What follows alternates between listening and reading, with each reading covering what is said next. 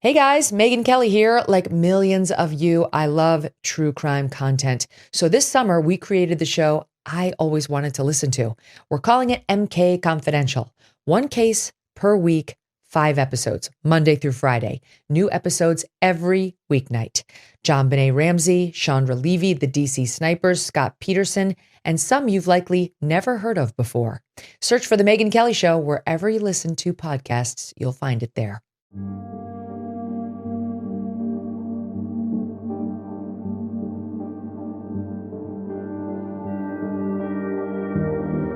Welcome back to the Secret Passage podcast. I'm Dana. I'm Shannon. We are ready to dive into a case that is currently in the headlines. It's the case of the murder of Athena Strand by Tanner Horner. And presently, there is a sentencing trial going on. We've seen quite a few posts about it, read a lot of news articles, listened to some podcasts, and yeah, we have some thoughts. We have some thoughts on this case. Thoughts and feelings. Oh, yeah. I remember initially when this happened in 2022 and just hearing this quick thing about that a FedEx driver accidentally hit a little girl and that she died. And I remember that was the first thing I'm like, oh no, that's terrible. You know, it was getting close to Christmas, and I just imagined a kid playing outside and the FedEx driver just overwhelmed with delivering stuff, didn't see her, she didn't see him, and this thing happened. It seemed perfectly a tragic accident. And then more details came out and started hearing, actually no, he made that up. And then I'm like, so did he just hit her on purpose and then said it was an accident? I remember thinking that. I'm like, I'm confused. How it was on purpose? Like he saw her and he hit her on purpose? Like what?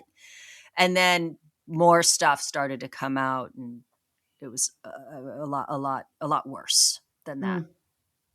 I don't remember it, and I feel like I just now am hearing about it. It was one of those things initially that just feels like, it's mixed in with a lot of just Yeah. crazy stuff, and it seemed fairly benign. Yeah. I mean, again, not making light of anyone getting hit by a car and dying, but it just seemed like, oh, it was legitimately an accident, a horrible accident. He must feel so terrible. Her poor family. I hope it was quick. You know, if she got hit, that it was quick. And then more details came out about how, because again, I'm like, oh, he hits her. Everybody comes rushing out. Mm-hmm. And then it's like, no, it was on purpose. What was on purpose? He hit her on purpose? Then we find out, no, there's a whole abduction, missing person element that was revealed. And then now, of course, all the information is out. Yeah, it's interesting how, like, I'm just thinking as you were talking that, like, when we hear about a thing isn't always when it happens. Sometimes it comes out during the trial, but some things kind of pick up steam before a trial. This is interesting Right. that this didn't. Yeah. Yeah. I still had no information, like, 4 years later, until more came out. Mm-hmm. And then I thought, holy shit, we've been privy to so much information, and some of it is burned into our brains.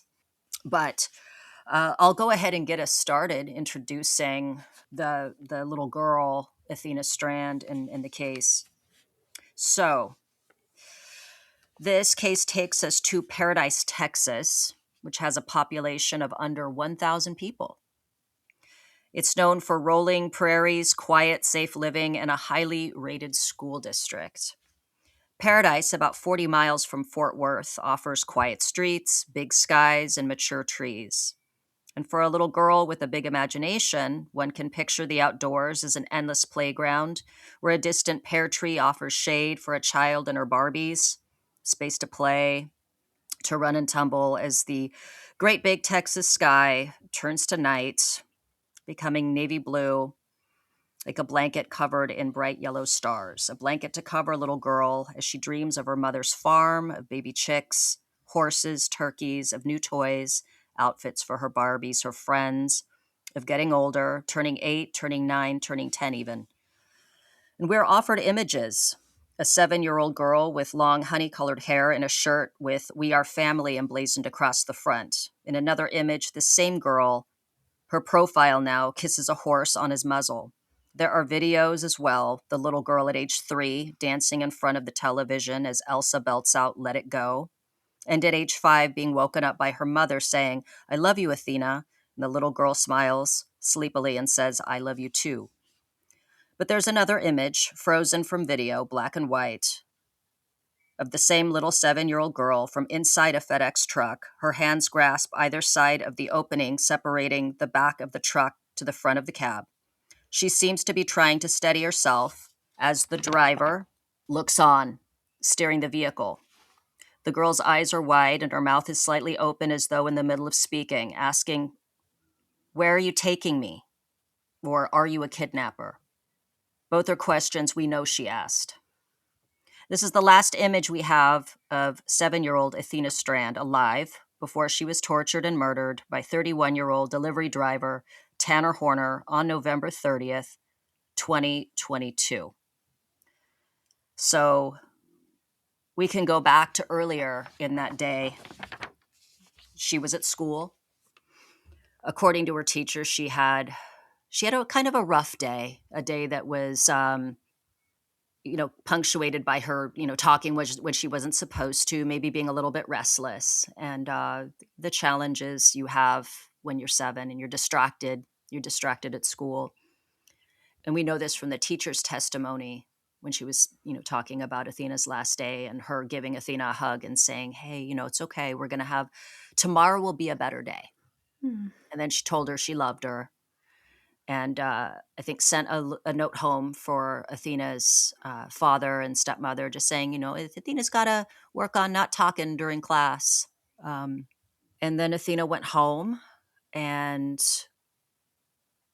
was playing, and her stepmother, Ashley, told her, "Hey, Athena, you got to sort your clothes for laundry. I'm going to go make dinner." And Ashley went to the kitchen to make dinner.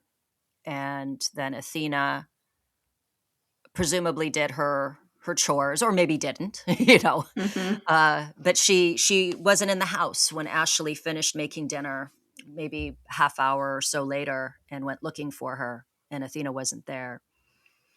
And there's like an aerial shot kind of the Strand home. And I want to say that there was like some add-ons that like the family was kind of living in while they were renovating.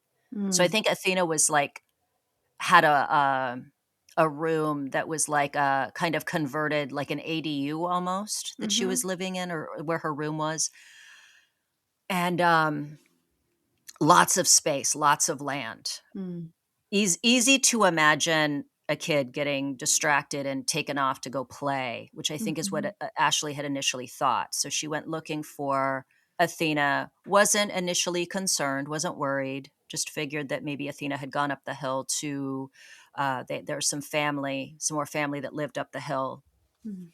I think Athena would play with some cousins or other kids. But it became worrisome when Athena could not be found, when Ashley couldn't find her. So she contacted Athena's father, and he immediately turned around. He had gone on a hunting trip with his Mm. father, and prior to leaving, he comments on how Athena gave him a big hug before he left on this trip that evening, Mm. and then she went after him for another hug. And then he left. And so he immediately turned around when Athena couldn't be found. And in his testimony, he says he also wasn't initially worried because she's like a tomboy. She was like a mix, like she was a tomboy who liked her Barbies. So she Mhm. kind of combined the two and like take her Barbies out and play games out in the dirt and stuff. Mhm. But he said she was like a big hide and seek kid. So he wasn't too worried, but that's like a big property but he also knew the property really well. So he wanted to make sure that he could come back and like, look in all the spots that people might not think to look. Mm-hmm. She was not found. They call the police. They start a search. And when investigators come in, someone notices that there's a package just sitting, a lone package just sitting out in front. That would be that. I was thinking about that. Like the best place to hide something is right out in the open. That could have gone totally unnoticed, Mm-hmm. right? Like it could have Yeah. easily slipped by somebody because it was near Christmas time. People will leave packages out, especially Mhm. they're in such a rural area. Mhm. It would just be easy to just not think, Mhm. when I go to Cadence, there's like boxes sometimes that just go untouched because deliveries happen, especially when there's renovations. Yeah. Things just get dropped off and you leave them. Oh, well, that's an outdoor thing. I'm going to leave that box outdoors. Yeah, absolutely. I feel like it might have been the only package because I don't think there were any other deliveries. It was just Travis or Tanner. Also, you'd think like, how stupid could that person be? Like, if it was the person who left the pack, but they might have been thinking it could be a witness or something too. I also like one of the we'll get into it, but there's one thing, there's a component to this that reminds me of Peter Madsen, which is Mm. funny because Peter Madsen, you could argue as like a fairly advanced IQ, very like an engineering mind, and that Tanner Horner, was had many deficits. But the one thing that both seem to have in common is like their impulses Yeah. and their desire overrode any logic or reasoning. Not to say that Yes. Tanner had any to begin with, Yeah. but with like someone like Peter Madsen, when it's like, okay, cool. So you're the last person. Everyone and their mother knows that you have this journalist with you. Everyone and your mother, and there's CCTV footage showing her getting on your fucking submarine. How do you think you're going to get away with this? And he didn't. Is it like You know, stupidity or hubris or both? Or It's yeah. hubris for sure, Yeah. and then also just like this Yeah. overwhelming urge, it's Yeah. like the not thinking at all. And they both were frustrated in the lead up to the Yeah, crimes. They both were having a difficult interpersonal time. a difficult interpersonal time, and then also thwarted efforts, like because Yes. Peter Madsen, Kim Valls was not his first. Like he had wanted to take another woman down who refused to go, and I bet she fucking has nightmares because that could have been her. Ooh, impotence. Oh, and They impotence. both had impotence. Right. Yeah. And he was going to do whoever he could get. Right. And Right. sadomasochistic preoccupations. Mm-hmm. Both of them had Mm-hmm. those as well. But anyway, so investigators see the package and they know, okay, someone was here. Someone dropped this off because that package wasn't there probably earlier in the day. Ashley would have noticed. People would have noticed, right? Athena would have noticed. And then so a delivery guy maybe the delivery guy saw something. Maybe the delivery guy is involved. But clearly there was someone there prior to Athena or just after Athena was taken. Someone must have seen something. Mm-hmm. And the thing with Tanner Horner is pretty quickly he just turns to jello, right? When they question him. And that's where it comes out. He comes out with, I accidentally hit her and I panicked. And so I took her body and I hit it. Someone, they're like, what are you talking about? And then of course, there's the video footage that the FedEx truck has with the backup the cameras. That never happened. He never hit anybody. What they saw was him lifting Athena Strand into the truck, getting into the truck, driving her, coming up to the front, and that frozen image, the video screenshot of her like holding Oh. on and like looking. She looks fine. She doesn't look injured. She's interacting. He's calm as he's driving. Mm-hmm. So it becomes clear that this was not an I accidentally hit this kid and panicked and got her body in the truck and wanted to get rid of her because it looked really bad and I was scared and all that. So we learned that by all accounts, this was a case of an abduction. And then we find out that an abduction, a sexual assault, and murder. And so, yeah, Tanner's stories kept falling apart. He kept trying to come up with different things that he accidentally hit her and she died, that he accidentally hit her. He was worried that she would tell on him, so he strangles her and she dies. Yeah, he said he was doing cocaine and she saw him doing cocaine and she was gonna tell on him, but then they tested his blood and he had no drugs in it, no cocaine. Yeah. Yeah.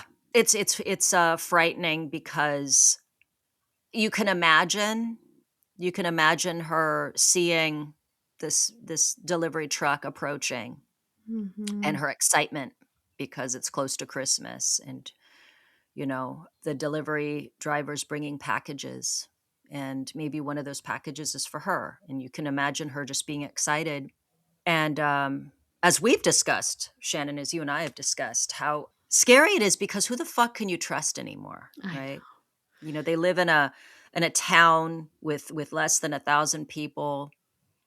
You think that a delivery driver, a mailman, that these people are safe for the most part. I mean, not that you're going to like just go get in their car with them and drive somewhere, but just that they're doing their job. Yeah.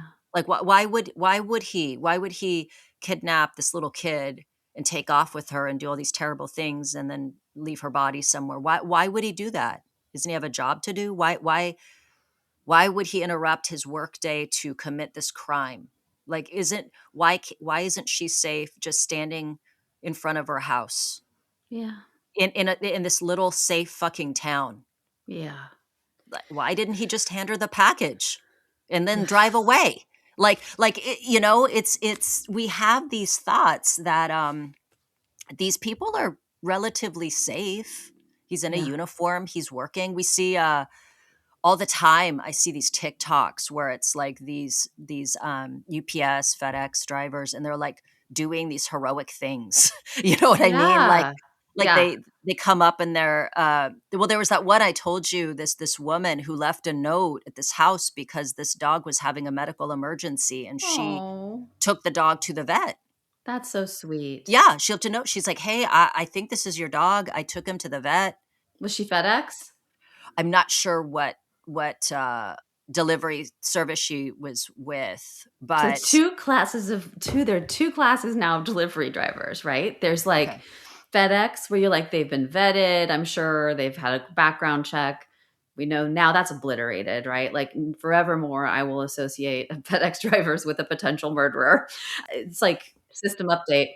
Well, so Tanner Horner, what he wasn't a FedEx employee. He was I think because of the holidays, FedEx would work with these like Yes. outsourcing these organizations to help with the influx of packages. So FedEx, he was not a FedEx employee, as I understand it. Yeah, that makes sense. So like the other class of driver is now these random people that work for Amazon who are just like Uber. It's like Uber Eats for Amazon. Like they're just regular people. There's a guy in LA during the holidays who was a driver for Amazon who stole a woman's cat. Yes, you told me. Yeah, That's just like brutal. It was so awful to watch. yeah. And then he didn't know where it was afterward. And of course, there are lots of theories about what he did with the cat. But, it seems like, we've got these different layers of people who are coming to our houses now and bringing us things, and we don't know what their backgrounds are, which is, I mean, this sort of woke me up to it, I think. That and the cat theft, the catnapping. But anyway, so it's right. You're I think in our collective minds, though, we see the brown uniform from UPS and we think this person's safe. Yeah, again, you're not safe as in you're inviting them into your Yeah. house to hang out, but like there's a reasonable degree of security you would feel with, the like Athena, again, speculating maybe she's just playing out front and then the delivery driver comes up and she runs up to receive the package and you see that. I see it in my neighborhood all Yeah. the time. You think you're safe. There's no I get pissed because there were some comments early on where somebody's like, Athena's mother should have been watching her. Well, where was the mother? I'm like, the stepmom, her mother, Yeah. one of her mothers, because Ashley had been helping with her since she was like 2, I think, like little. Mm-hmm. Ashley's making dinner, dude. She's making dinner. They live in this small fucking town. They live in this rural area where everyone kind of like, you probably know your neighbors, and your neighbors live really far down the street or whatever. Yes. What is this? Did she did she need to be like sitting on Athena's shoulders, like watching every fucking movement she made? I hate those comments. Yeah, and Athena, she didn't know if Athena went outside. She said, "Do your chores. I'm going to go make dinner." Athena, maybe she sorted her laundry quickly, knew she had time, so she just went outside. Maybe she saw through the window a delivery truck is approaching, so she runs out there. Who knows? You just can't hyper vigilantly monitor your child 24/7. That just doesn't. Yeah, Yeah. By that same argument, well, where was Polly Kloss's mother? Yeah. In the house. Yeah, why wasn't she sitting in the corner watching her daughter have a slumber party with her friends? She's the reason why Richard Allen Davis broke in and killed her. Like, that's the same fucking logic. People they just want to blame someone. I think it makes people feel better to just dump blame on someone, right? Like you get that Right. like knee jerk. I hear that all the time. And it's always the poor mom. Like, Well, it's born out of this kind of terror, yeah. because if it can be uh, Athena's stepmom Ashley's fault, then all we need to do is just keep a better eye on our kids, Totally. and nothing bad will happen. And Totally. And so, right. yeah, I get it. I get that to a degree. So Jacob and Ashley's marriage did not survive this. Uh-huh. That happens. It's very, very common. And once Athena was reported missing, and everything was happening, Maitland, who is Athena's biological mother, her mother. So Jacob and Maitland shared custody, and I think they had a good co-parenting relationship. But Maitland drove like so fast from Oklahoma to come and see her daughter, or try to find her daughter, I think. Mm. But she had to identify Athena. When they Oy. found Athena in a ditch, like 12 miles away, she was submerged in water. She was naked. And one of the work people that was, whose job it was to find her, the searchers, the law enforcement, medical personnel, emergency response, like everyone that was involved, that one of them found her and described her as sort of angel like, her face under the water. I think of like the Mm-hmm. death of Ophelia, under the water. Mm. Did you hear the attorney object to that when they said that in the trial? Oh, that she was angel like. Yeah. Yeah. Sorry, she wasn't a literal angel. She was a human, a deceased human. Sorry about that. But yeah, Athena's mother identified her daughter.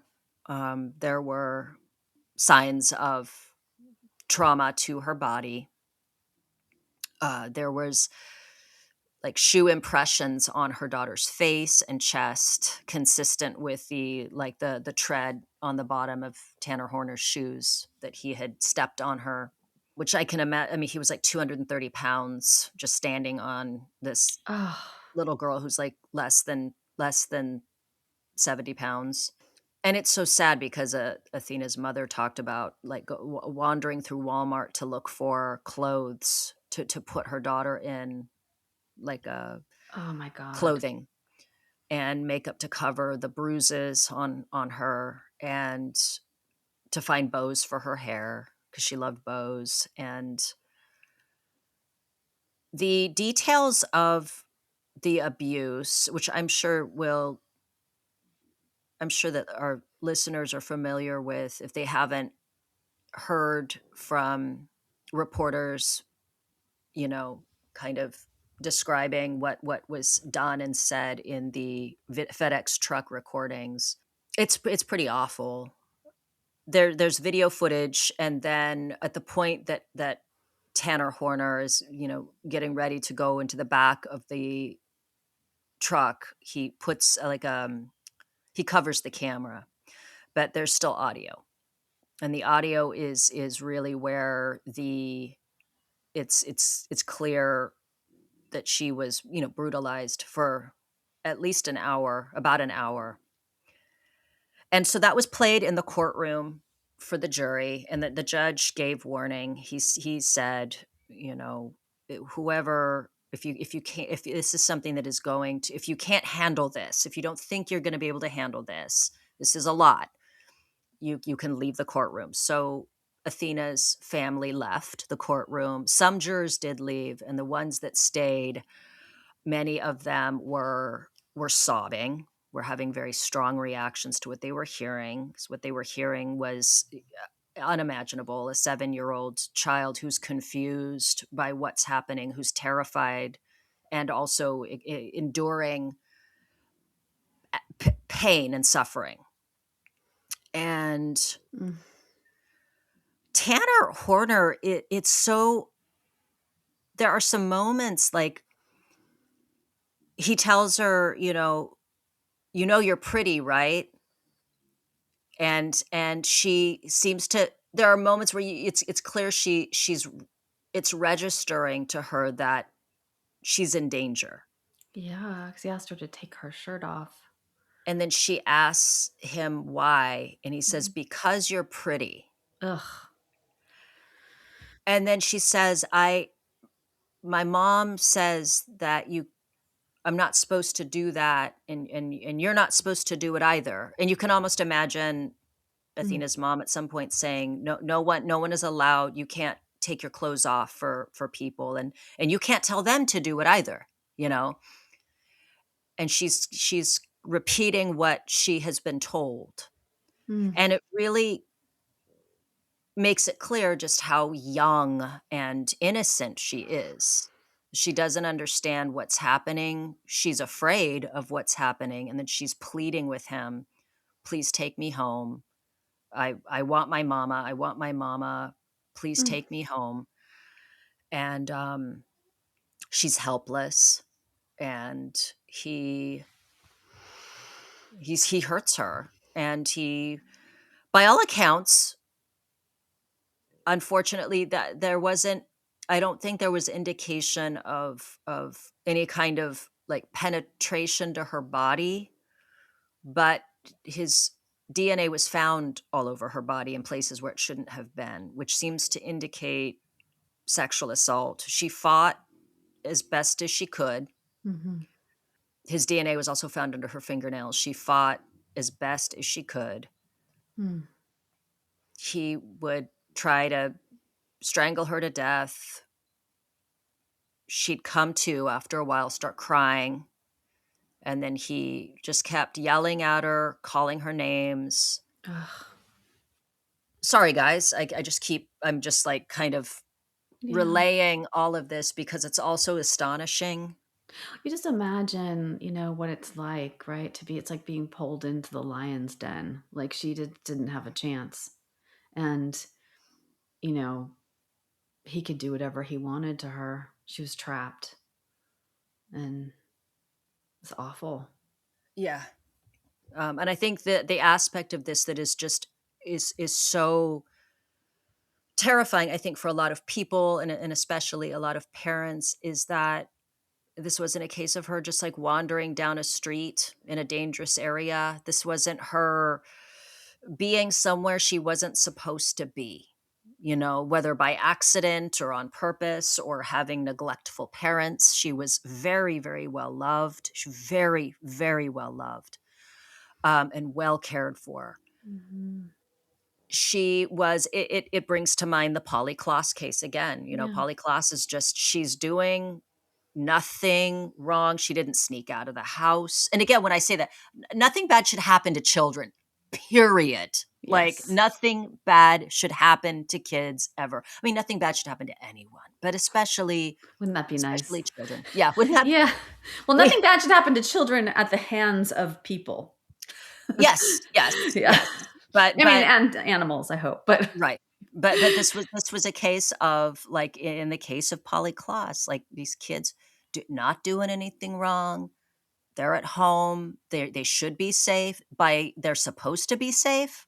Under any other circumstances, they would be safe, and they weren't. And Athena wasn't. that case, it reminds me, when I was a kid, my dad was a cop, so I would think about this stuff all the time because he would tell stories. And I remember being in my house one night. I think it was during after the Golden State Killer stuff had been going on, but and maybe it was Richard Ramirez down in LA. Mhm. And I remember laying in my bed at night and going, the only thing that separates me from these people is this window. Like, we have that was high trust there, right? Like, the only thing separating us from someone who wants to, like, kill us is our door locks, and then these open glass windows that anybody, and Polly Klaas was the case, I think, that really drove that home. Like, Oh, Richard Allen Davis just walked into her fucking ugh, house. Like, he just ugh, walked in there, and she lived in Petaluma. She I lived in, know, like, I know. safe area. It was random, and And I'd like to brazen. point out that Yeah. it's very unusual, and even Yeah. this case with Athena Strand, this is highly unusual. Yeah. Same thing with Adam Walsh at Sears, Yeah. just standing on one aisle, looking at a Atari video game display. His mother goes down another aisle, grabs a lamp, comes back, and he's gone. Ugh. How many times have we as children sat in the toy aisle or, like, in the magazine section looking at comic books while our parents grocery shop or buy things, and we're fine? Yeah, And I we're know. fine, you know? Mhm. Little kids I see in my neighborhood, sitting out front with their stuff, and I see Amazon trucks all the time dropping things off, and everything's fine. So I know. I think that's where there's a lot of horror with this too, is that it was. I mean, there's so many aspects. One is it's so close to the holidays, and Ugh. you're imagining her just being excited. And the Barbies, they were like, "You can be anything Barbies." Yes, you can be anything, a set of Barbies in a package that she would never open. Ugh. And the sick joke of Ugh. it. Yeah, I You know. you you can be anything, and she's dead. And she was a kid who dreamed big and had a big imagination, and was exuberant and had all kinds of had such a great little life. She had a Yeah. great life when she was in Oklahoma with her mom, and her mom had that cool farm, and she got to carry around turkeys and chickens, and she would laugh, and then she's in Texas with her dad and her stepmom, and she had a good little life. And then the manner in which she died, it wasn't even fucking quick. It couldn't be quick. Oh It god. was this ordeal. It was this fucking ordeal. And then during the ordeal, the way they described it during the trial, it's like he got madder and madder and weirder as she wouldn't die, and just more violent and more. But the therapist person who was testifying, kind of, I think she was sort of framing it as like distressed and dysregulated. But, you know, when I think about a human predator, I think about that glitch or whatever, that like thing where it's just like this sort of just animalistic destruction, just sort of like clawing and screaming and raging. And it just must have been, I mean, I just hope, like we talked about, I just hope that she was kind of in another place by then, like physically, emotionally, like not having to endure all of that for that whole time, you know? Right. That her physical responses were just physical responses, but she was in shock in somewhere Mhm. else.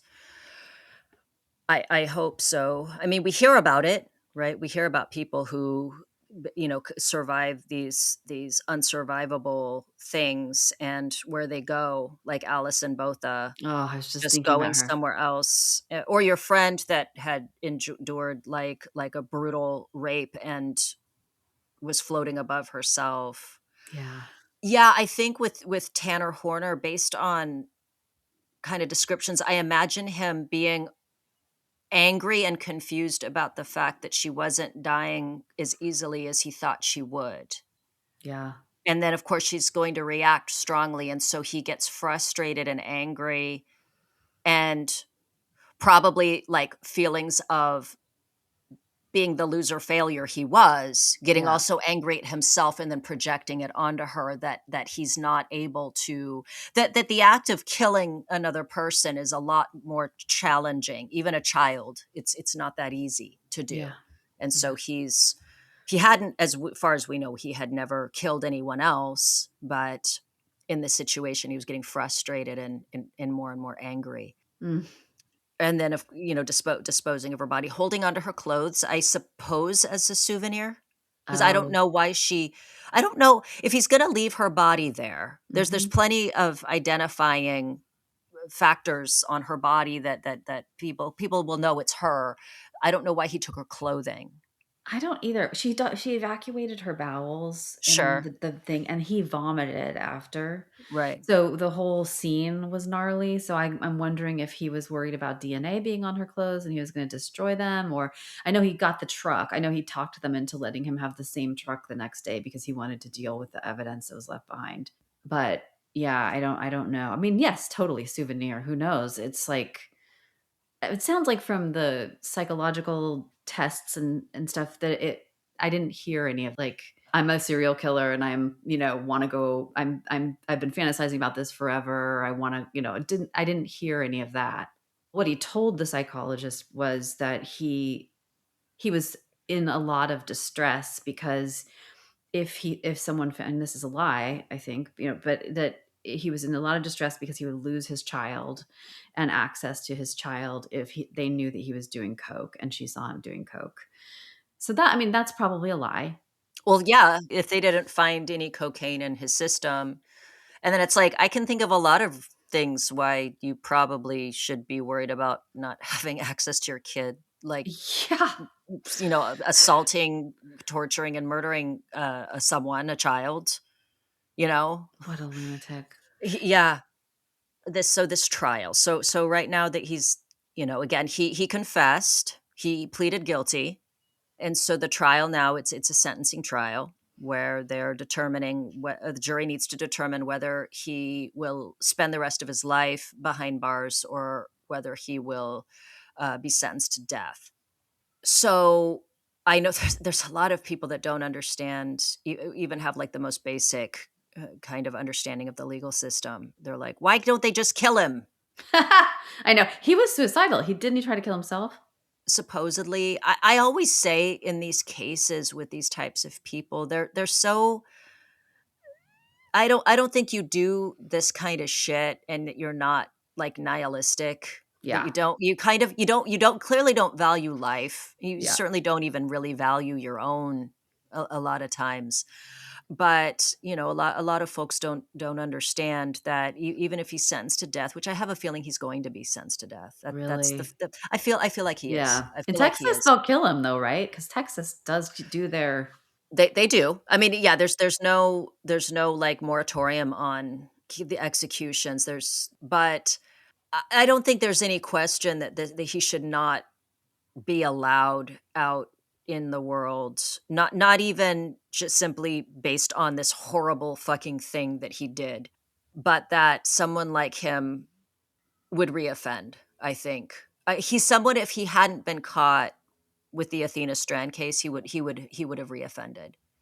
I think he was going to reoffend. And then who knows if he would just keep it to his preoccupation. So they were saying this is clearly premeditated. He had thought about doing it even the day before because he wow. covered up the camera in his truck when he was approaching a house Oh, where so anybody, right? Like, it wasn't just any little her, girl. any little girl. Oh, okay. There was a house not far from the Strand house where he had covered up the camera as he was approaching this home that had children. But I want to say one of the parents, both of the parents, there were some adults that it was clearly not safe for him to abduct any of the children at that point. Wow, so this was him kind of starting his career as a Yeah. Something was ramping up in him where he was feeling the urge to act out on some fantasies. Now, why he was choosing, so also apparently with his fiance, he was into role playing where she was playing younger than she was. Oh yeah, yeah. And then and then there were those two girls who he had um Sexually assaulted them, the 16-year-old, yeah. right? Yeah, One when of them he was 16. I told Tim he was in a band. He's in a band. He's like, "What's the band's name?" I think it's What like kind of music? What was it? Was it like metal or something? probably. Yeah. Oh, look at the band name. Oh, oh my god. So it was called, this is interesting, Commit and Conquer. Okay. What a dork. Such a dork. Oh my god. Did you see that picture of him where his hat has a little cap on sideways? Yeah, yeah, yeah. I mean, there's definitely some Arrested Development there, right? Like, For sure. The guy, I mean, he was born in terrible, terrible circumstances. And yeah. yeah, I mean, here's the thing. Like, I don't, obviously, he didn't have a great upbringing. Obviously, right? Like, but tell me someone like this that commits these types of crimes, that there weren't problems. But it's almost like, and I know you and I were talking at length about this. It's sort of like a moot point. Like, Yeah. okay, okay, I'm sorry that he went through some shit. I'm sorry that his mom drank and smoked and did drugs when she was pregnant with him. I'm sorry he was picked on. I'm sorry that all these terrible things happened. Sorry he lived in a shed. Yeah, I'm sorry he lived in a shed and that he didn't do his laundry. Like, I'm sorry. Sorry that things weren't so great for him. That's a lot of people. That's a lot of people in this country. A lot of people who don't do stuff like that. Yeah. And then don't go and do these things. And then even my thing is this. Would it even be possible for him to be rehabilitated? That's a big question. I ask myself that all the time. I think there's the public safety aspect, right? Where you have to make Mhm. a judgment about that and you have to say this person's going to spend the rest of their life in prison. And then we can have the whole conversation about like, well, what do we think should be like in prison and what do we owe people, if they've done something like this in our society? Do we still treat them like people or do we just throw them to the wolves and whatever? But yeah, I don't know. It doesn't seem like, I mean, they could try, but given all this, so that they put the mitigating stuff out, right, during sentencing to try to soften it so that he doesn't get the death penalty, essentially, I think, so like he's a human, let's, humanize him a little bit so that he doesn't get the death penalty. We know he did it. And so I get it. I understand it's an important part of the whole process to offer Right. this information up and to contextualize his behavior. But yeah, I think it remains to be seen. I mean, I think people are only rehabilitatable if they are kind of like willing, to do that work and get the Right. treatment and all that. But I don't know because we don't. Yeah, the kid. It seems like people who assault children and have like pedophilia, that seems hard to rehab. Oh, That's I don't think you can. I yeah. really don't think you can. I don't think so. And Mhm. when I talk about like, would it be possible for him to be rehabilitated? That's not even me saying like that they should try and then release him into the Right. Yeah. population. Yeah. Yeah. That's not it at all. He should be And behind bars forever. he Yeah. should absolutely be behind bars forever or, sentenced to death. I have my issues with the death penalty.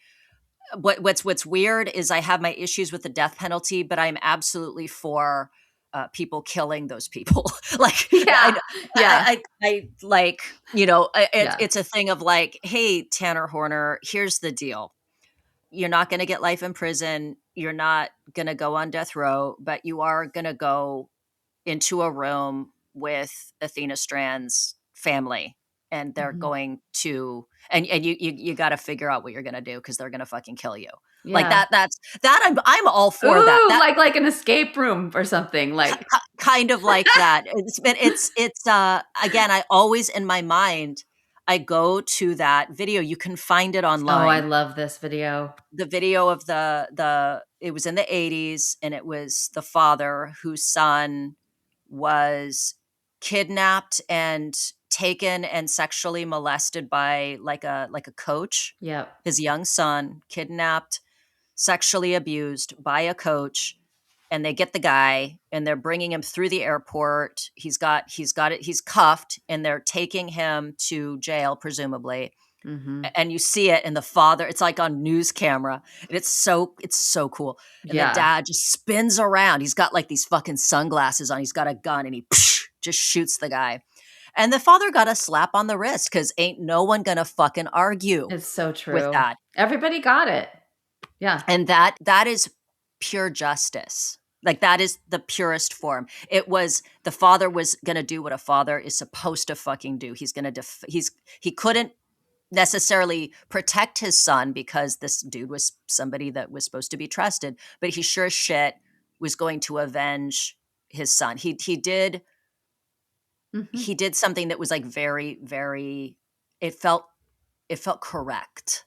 I know. Do you know what I mean? It's so interesting. It's like we have to have all these things so we can be a functioning society. Like we have to have these laws and rules and things we do. But then there's something satisfying about vigilante justice. But it can be the other way. Like you have like the Luigi Mangione stuff. And then it's like, Right. no, we can't all be doing that. But in these cases, I feel like all of us get it, right? Not that all of us would do it, but we get it, why someone would Yeah. do that. And I showed you those tweets I saw. So like, there's this thing on Twitter that kept showing up in my feed, and I don't know if this is really true, but they were saying like the reason we could function as a society is because we used to kill these people off, and maybe that was like pre-prison era. It gets a Sure. little bit like eugenicsy, like we're culling the herd and we're Yeah, pulling we've out got all to the be real careful. yeah We got to yeah be real careful when it comes to that. yeah. And also, justice doesn't always play out. Like someone was Mhm. pointing out in the case of, I wish I could remember the names of these people. And every Father's Day, somebody posts it. It's like Happy Yeah. Father's Day, and it's awesome. But someone had pointed out that, like, had the father not shot the guy, he probably wouldn't have served very long. I know And that's the worst thing about it, yes, because he didn't kill him. yeah, and he would probably reoffend, Of course he would. because he's a child molester. I guess the son was questioned about it years, decades later, and he said he understood why his father did it, but he didn't think his father should have done it, but he Yeah. understood why his father did it. Yeah. I understand that as well. Yeah. I understand, but like, that's a dad being a dad. That's a dad doing what fathers are supposed to do. And that's just how I feel about it. My dad would do that for sure. I'm also, 100%. don't nobody touch me. My dad's still Yeah. alive. Yeah. He could be like super duper, like fucking old. He's like, damn it, complaining as he gets into his truck with his shotgun. He's like, yeah, I'm tired, but I got to do this. Big Yeah. Jim's coming for you, and he has an assault rifle. Oh, that's awesome. But yeah, so we get to that well, I'm going to say uncomfortable. It's uncomfortable because I don't know. I don't think that there is a legal solution that's really going to satisfy everyone, because Mm-hmm. I look at something like this, like what Tanner Horner did to this little girl, this absolutely monstrous, barbaric act. I'm sorry if he suffered as a kid. I think it's tragic. I wish life had been different for him. If life had been different for him, this probably never would have fucking happened, probably, right? But even that, but you're right. I mean, it's not causal. I mean, No. right? It's not But he's causal. broken. He Yeah. is broken. And Yeah. that's really what it comes down to. It's like, yeah, if you're going to euthanize a pit bull because it mauled a baby to death, and again, I'm not trying to compare a human life to an animal life, even though I do all the time and I prefer animals. Yeah, me too. But we do that because there is the likelihood of that pit bull being able to reintegrate into society or be safely in another home where something like that wouldn't happen. It's not certain. Yes. and that the dog is sort of seen as broken, and so you euthanize the dog, and you see it. I guess the idea is it's in the best interest of the dog and the people. And in Tanner Horner's case, it's like he's clearly someone who will stomp a little girl, rape her, scream at her, torture her, and strangle her, and feel zero remorse, and sing Jingle Bell Rock as you're driving your truck like nothing fucking happened, and have zero remorse. That man had zero remorse, and even if he had remorse afterwards, Yeah, his psychologist thinks he did. But she's just well, yeah, she's invested. But, I think you're right. I mean, think about what's happening right now. How people are doing all kinds of heinous things and it's like a revolving door. I mean, my dad's been talking about this since I was a kid. It's been happening since I was a kid. People go into jail, we let them out. They offend 40 times, 50 times, and then next thing you know, they set someone on fire and throw them in front of the subway. right, Like it's wild. Like if a dog eats a kid's face, we put the dog down because it's like that dog will probably eat someone else's face. right. But somehow I think I understand there's that tension, right, between like wanting to be humane and wanting to believe that maybe we owe something to people because they're our fellow humans. And I sort of feel like in my highest self, I'm like, okay, if somebody does something like this, they spend the rest of their life in jail, prison, whatever. But like, let's give them a chance to redeem themselves. And if they can, great. If they can't, we're safely away from them. But if they can, that to me is like the highest form of justice or something, right? Like if they could, it'd be like, whoa, okay. There are some factors that I think. I mean, I suppose, we there's always the comfort of math and the comfort of things like statistics and things like that, Hmm. where we look at like what are the odds and stuff. And so like I look at someone like, for example, Carmelo Anthony, who stabbed, I think it was Austin Metcalf was his Hmm. name. Carmelo Anthony's a teenager. He stabbed the other high school boy in the chest, and that boy died instantly. Hmm. And That was crazy. it was absolutely crazy. And if I recall correctly, Oh. I think that Carmelo Anthony was found in the parking lot. And he had a strong reaction. He cried. He acted very quickly. He Mhm. acted. It was a crime of passion, right? It was a fight that broke out. Do I think that Carmelo Anthony can be quote unquote rehabilitated? Yes, I think so. I think that he showed remorse. It was a quick act. It was someone like him. I think it's like I don't see him number one reoffending. I think there's a maybe. Yeah, there's like it's funny. It can go either way with those cases. Like I think about them and I'm like, well, yeah, if he did it out of like shame because he's a narcissist and he like couldn't handle being told to move or whatever, and then he's crying because of his own ass is on the line, that's different from feeling remorse. Like just like external stuff that you see, Right. why is he crying? Yeah, I don't know. Like that kind of lack of impulse, that's wild to do that. Yeah, and I still do not know. I'm speaking just based on what I remember. Yeah. I don't Well, he's even a know if it's kid too. he's a kid. He didn't lure Austin into his car, take him to another location, torture him, and do all of these things. His it was this he's riding high on testosterone and teenager feelings, and And you can learn. you can learn. You can learn how to manage your feelings. Yeah. He can learn. There's a reasonable expectation that with counseling and some intervention that he will be okay. Do you know what I mean? Well, if you think about like our layers, right? Like you get the kid layer of our learning and experience, right? That stuff is in there, right? And that's there. And then you have this other layer of like in terms of like our developmental epochs, right? Like then you have like young adult, teenager, and then that gets really in there.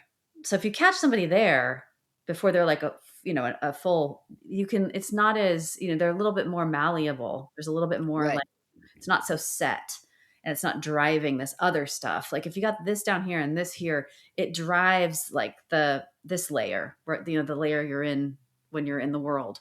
And it's hard to get down there and change that stuff. So if someone has been, like how old was he? 31.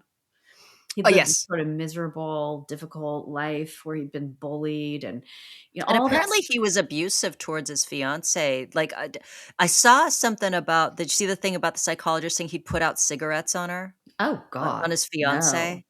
Ugh, I'm not surprised. Yeah. Yeah. Like this was not, This isn't they try to paint him as like Lenny from Of Mice and Men. Right? Like it was a tell me about the rabbits moment or tell something. me And I'm about the like, rabbits, George. I'm like, there was nothing Lenny about this guy. He did yeah, not hug his fiance to death or whatever Lenny does, like strangling, what is it? a rabbit because he was holding it too tight or something. Oh, no, Oh, the lady. yeah. Yeah. Yeah, because the lady started to scream, and he's like, shh, shh, shh, shh, and he didn't mean to. He strangled her to death. Yeah, none of this was an accident. None of this Mm-hmm, was an mm-hmm. accident. Like this is every indication with what Tanner Horner did. He knew what he was about to do. He had been planning to do it. He was deceptive. He was manipulative. He showed no remorse, and he was arrogant. And at the end, only was thinking about himself. Yeah. Only thinking about himself. Like, again, I'll just say, if it was up to me, I'd say life in prison. Yeah. Because again, at the very least, with the appeals process, Mm-hmm. and he, in all likelihood, they were going to exhaust the appeals process. He probably could have lived out the rest of his life. I don't think that there's anything that would satisfy anyone except like the possibility of prison justice, Yeah. That. or Uh-huh. yeah, or that Jacob and Maitland could kill him with their own bare hands. That would really feel like it would satisfy. Because, like, again, lethal injection. He gets a good meal beforehand. He gets to live out his days, safely protected from general population being on death row. Like, is that really justice? Right. I You know know. what I mean? Like I don't know if I had to decide between life in prison, death row, and Jacob and Maitland getting their hands on him, I would say Jacob and Maitland getting their hands on him, because I feel like that's the only thing that would satisfy probably all of us, short of somehow miraculously bringing Athena Strand back to life. Oh God. He had sex with his wife. He went home and had sex with his fiance afterward too, by the way. Oh, I'm sure he was thinking about what he fucking did too the whole Ugh. time. Yeah, I don't Yeah. know. I definitely that's interesting. So you think they're gonna he'll get the death penalty? I feel like he will. I think he will, and I think that if he didn't, there would be a huge backlash. But I think that, especially after, I don't think anybody. Okay, I didn't hear the recording, right? Mm-hmm, Obviously, mm-hmm. none of us are privy to that. We only hear what was said on it. I can't fucking get it out of my head. Like, I was crying when I read the Oh, I transcript, didn't read right? it. Yeah, Well, I mean, not yeah. just reading the lines when she's like, I want my mommy. I want my mommy. Oh Please, God. please, please Oh my take me God. home. I want to go home. And then asking questions, why are you doing this? And that, why are you doing this? And not understand, like, it made me physically ill. Poor And guy. that's me not hearing it. So the jury heard it. Yeah, they're And gonna give him the death penalty. I can't get it out of my head, and I didn't hear it. So for them, they're probably having fucking nightmares. There's no way that guy is not getting the death penalty. There's no fucking way. And again, the Christian in me is just like, I feel weird being over here distant from this and making a decision on someone's life. Yeah. Do you know what I mean? Yeah. And I know it sounds weird, because at the same time, I'm like, I would shoot him without pause Mm-hmm, if I saw mm-hmm, him. I mm-hmm. would do it because that feels natural. Yeah. Even Tim was like, kill him. Like Right. But it's like, what is it? Bergman's movie, The Virgin Spring, Oh I yeah. think. Yeah. That's justice. Like that feels organic. Mm-hmm. When it comes to like institutions making a decision about whether someone gets to live or die, that's where I'm like, it makes me feel weird. But Yeah. it's not me being like, oh, let's take mercy on him. No, he's broken. He should never be reintegrated into society. He's dangerous. He's a miserable person. Someone like that is already fucking tortured and tormented in his own mind. He has to live with himself. He shows no remorse, but I also think there is somebody deeply, darkly tormented inside. Life in Yeah. prison, he has to live with himself, and he'll probably get taken out in prison anyway. Yeah, did you hear his jail cellmate or this buddy from jail talking about how he was in jail? He just Uh-uh. doesn't get it. I mean, he doesn't people like Brian Koberger, you think about how he's gonna do, probably not well, because they just don't get it socially. He said he couldn't read social cues. He was kind of paranoid, and people would just talk to him just like as in a friendly way, and he likened it to like wolves and sheep, and he's definitely like a sheep. They could sense his weakness, and people would kind of jump Oh, on him. Mhm. anybody that hurts kids, the way anybody targeting children is a fucking pussy.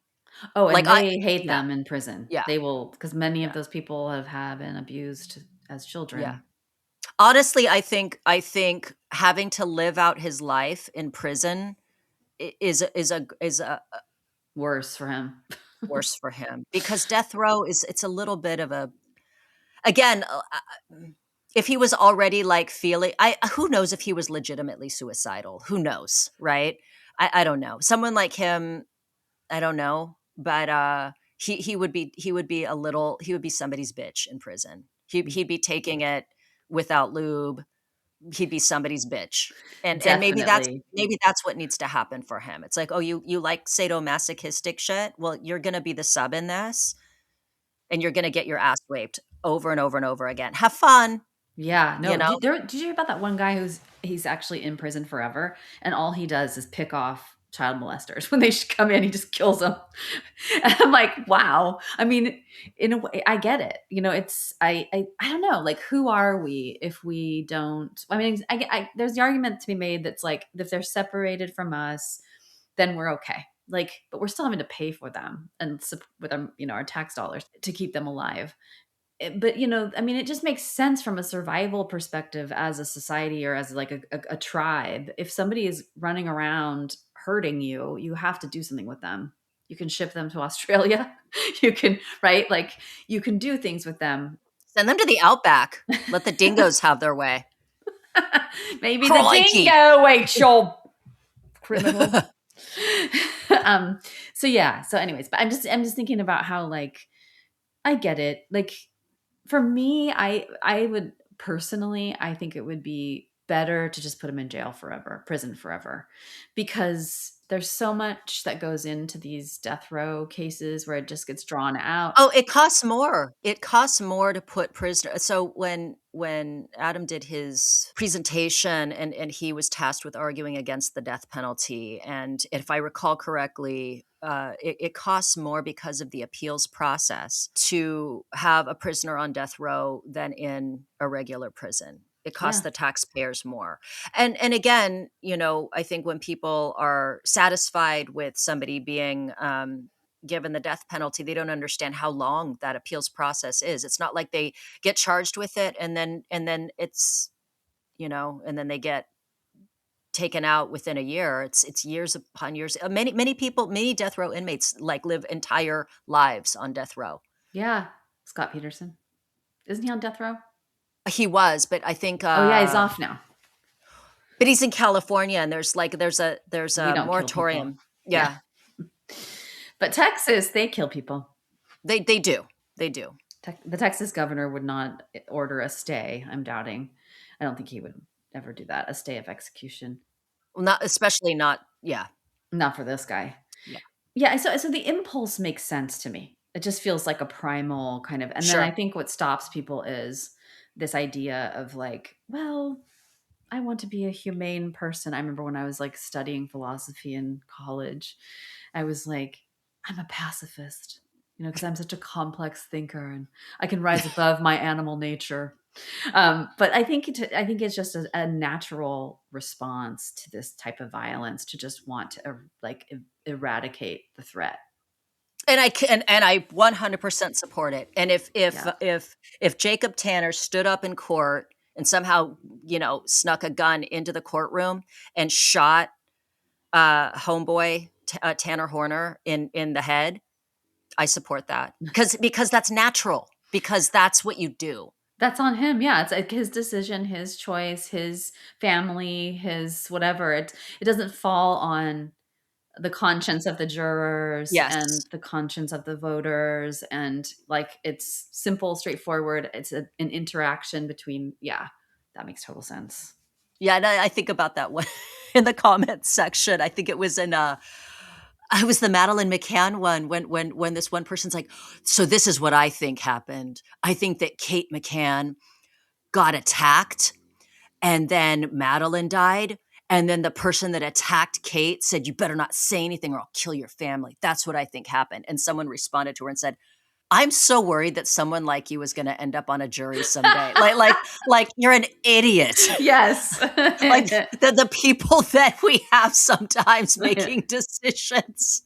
Oh my based God. on It nothing. terrifies me. I never Yes. want to be tried by a jury of my peers. I'm sorry, peers. I love you. But some of you ain't that smart. Yeah. Has anybody checked to see if maybe Tanner Horner was possessed by a demon?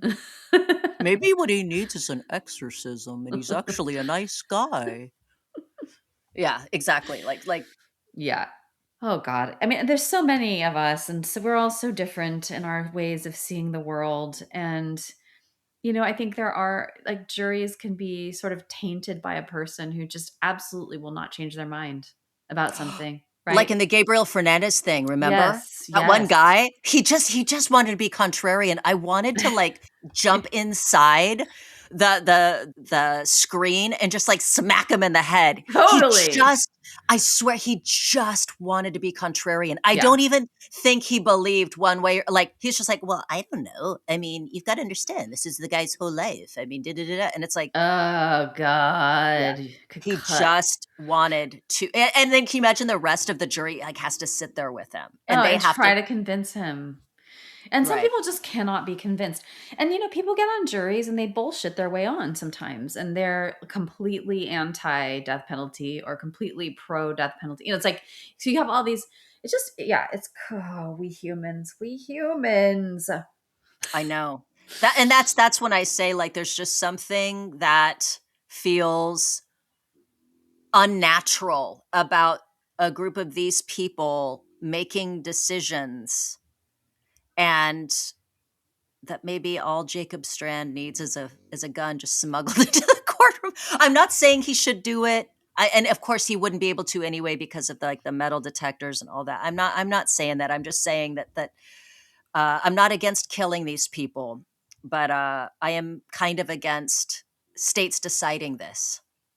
Anyone making these decisions, it feels weird. That's Well, all. certainly not with the way our system is. I mean, that's when, Oh yeah. yeah, like you could easily. I mean, so many innocent people have been killed.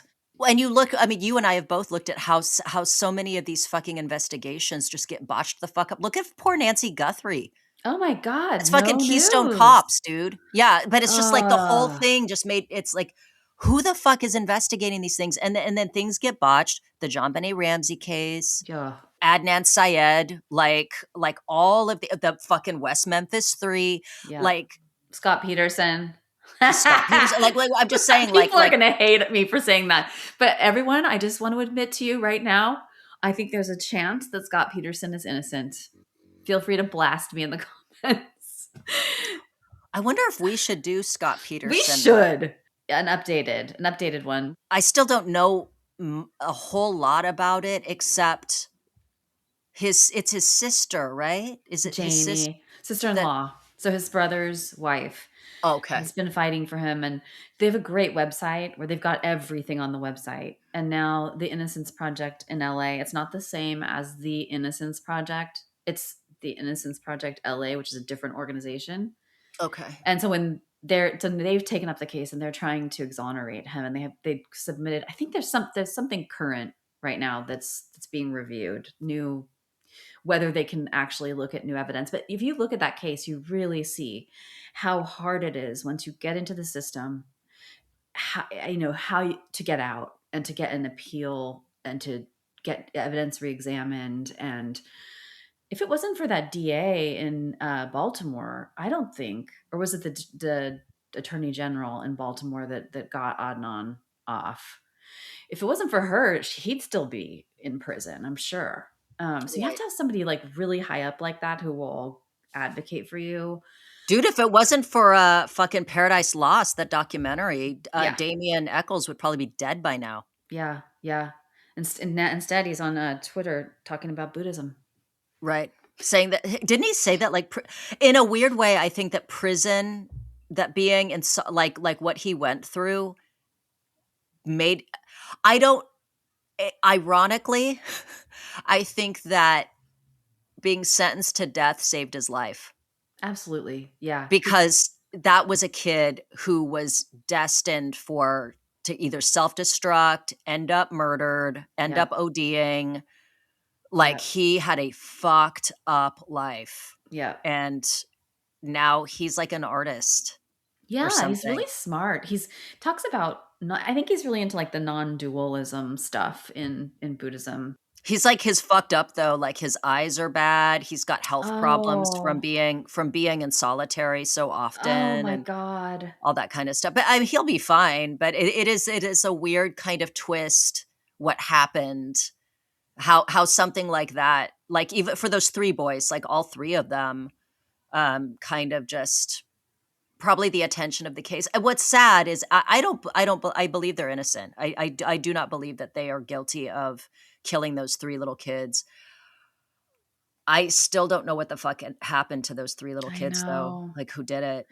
I know. It's really sad that we don't know. Because that person, whoever that is, I'm sure has reoffended. Well, Alice and Brett, who did, guys, if you want to hear, if you're fixated on the West Memphis Three the way that I was for so long, I feel like Brett and Alice from the prosecutors have the best possible podcast series on that case. Yes. And they went into it with no skin in the game, like they had no biases. Hmm. And it's really interesting. They fucking worked their asses off on that case. That Like was everything great you could series. possibly want to know. Yeah, is in that case. It goes on for episodes and episodes. What is it, like 15 episodes? Like they did so many episodes. But anyway, we got on to that because we were talking about Tanner Horner and Death Row. Okay. Ooh, I have to go. Yeah, you have to go. And I think that Tanner Horner is probably going to be sentenced to death. What do you think, Shannon? I think he probably will be. And it might be swift because it's in Texas and they move fast, don't they? Sort of. I don't know, actually. I think just did someone else. Wasn't it? Um, I think it was Was it Texas with Into the Abyss? oh God, I need That to watch that. documentary. It's an amazing documentary. I mean, be warned though, it's a Werner Herzog documentary. He's very, very anti-death penalty. So, but yeah, like that particular kid in that case was executed within like a few years. But I Wow. can't remember if that was Texas or not. I'll have to look. All right. Thanks for listening, guys. Follow us on Instagram at Secret Passage Podcast. We only have Instagram and TikTok now. Yeah. and you can also subscribe to our Patreon. All right. Thanks, guys, for listening, and let us know your thoughts on this case. Thanks, guys. Bye. Bye.